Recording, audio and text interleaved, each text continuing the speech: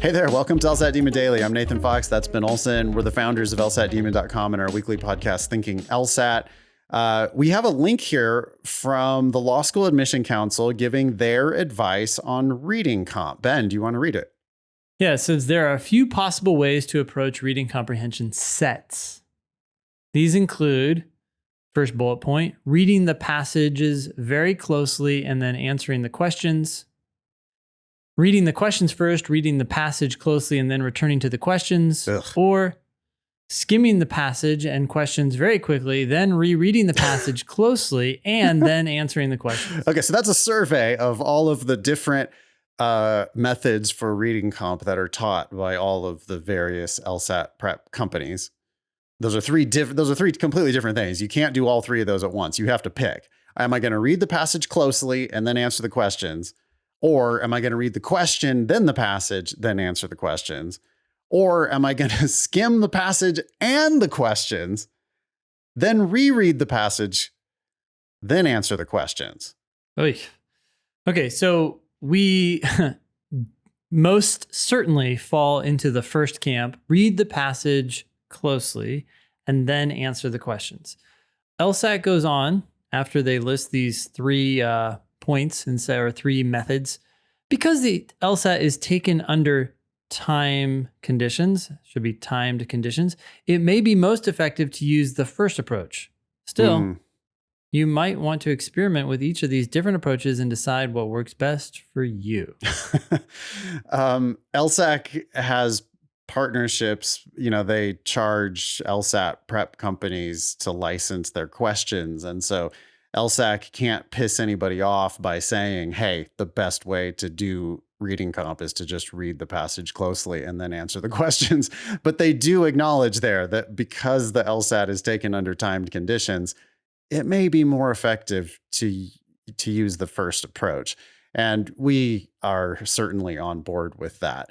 The section, it's called Reading Comprehension. They're testing whether you comprehended what you read.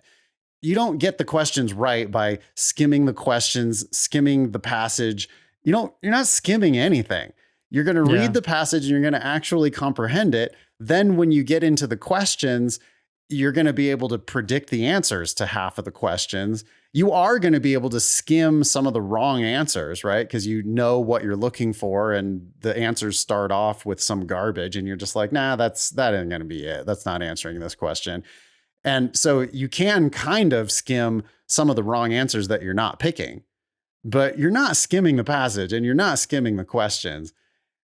Read the passage first, then answer the questions. It's simpler than you think. You just have to read it more carefully than you think. Ben, why isn't it advantageous to read the questions first? Well, because as you just said, reading comprehension is testing your ability to comprehend what you're reading.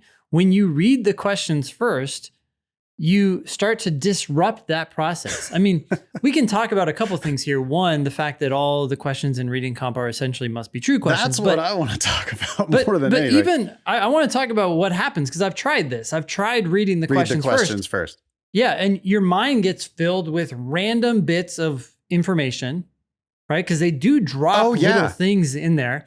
And then as you're reading the passage, it's like, squirrels running across your path as you're walking down some, and you're like, whoa, what was that? What was that? And people think that this is a method to help you better understand the passage, but really what they become are distractions. I want you to be zeroed in on what the author's trying to say and then predicting where you think the author is going, not being pulled. Wait, I think there's a question about this. And I wonder if it's relevant. Is this the main point? No, none of that is helpful. Yeah. On reading comp, they're going to ask you essentially the same question 6 times, which is, did you understand what you just read? Now, they're going to ask you, did you understand what you just read about, and as Ben said, some bit of information that was in the passage. So it's going to be something like, hey, what did the author say about lichenometry's ability to judge rocks, to date rocks that are less than 500 million years old or whatever it is, right? But the question is asking you, what does the author think about that? Yeah.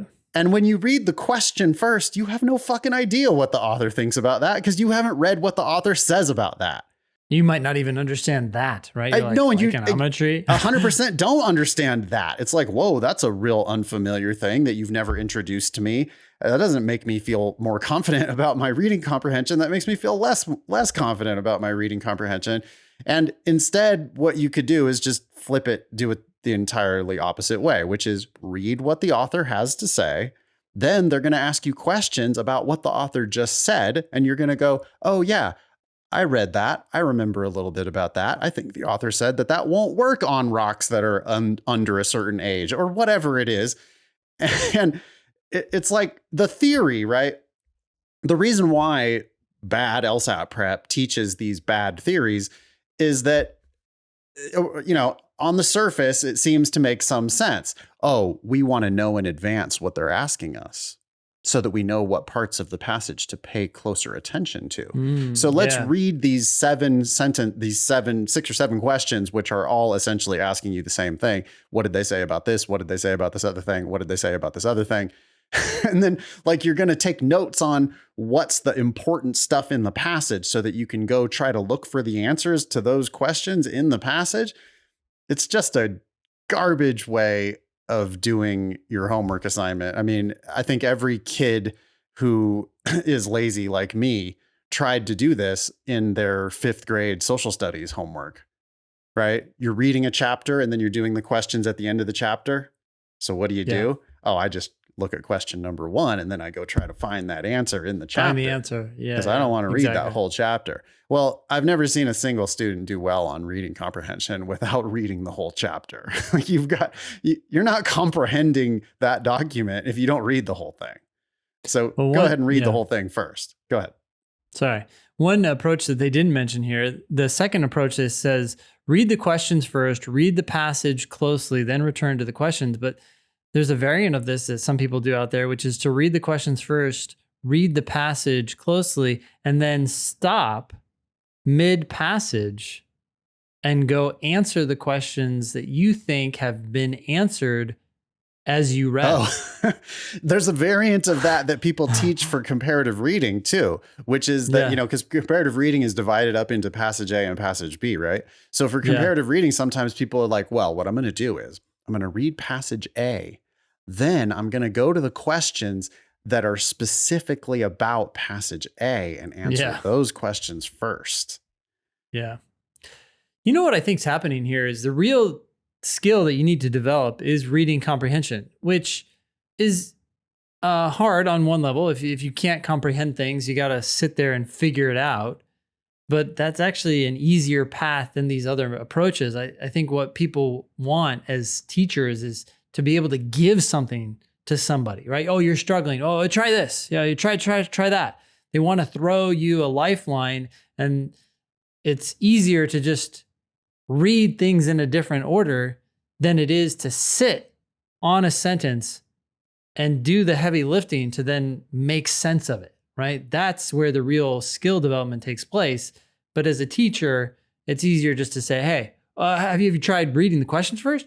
Do that and see how that goes for you. Right. It's a real gimmicky strategy that they can teach that to someone easily, right? Yeah. Oh, I really feel, when I started, before I took this Kaplan class, I would do the logical reasoning. I would read the argument first, and then I would read the question. And Kaplan taught me that I should read the question first and then read the argument. And I learned that. And it's like, well, you learned that, but it's a bad idea. Like you learned that, but it doesn't actually help you to answer the questions.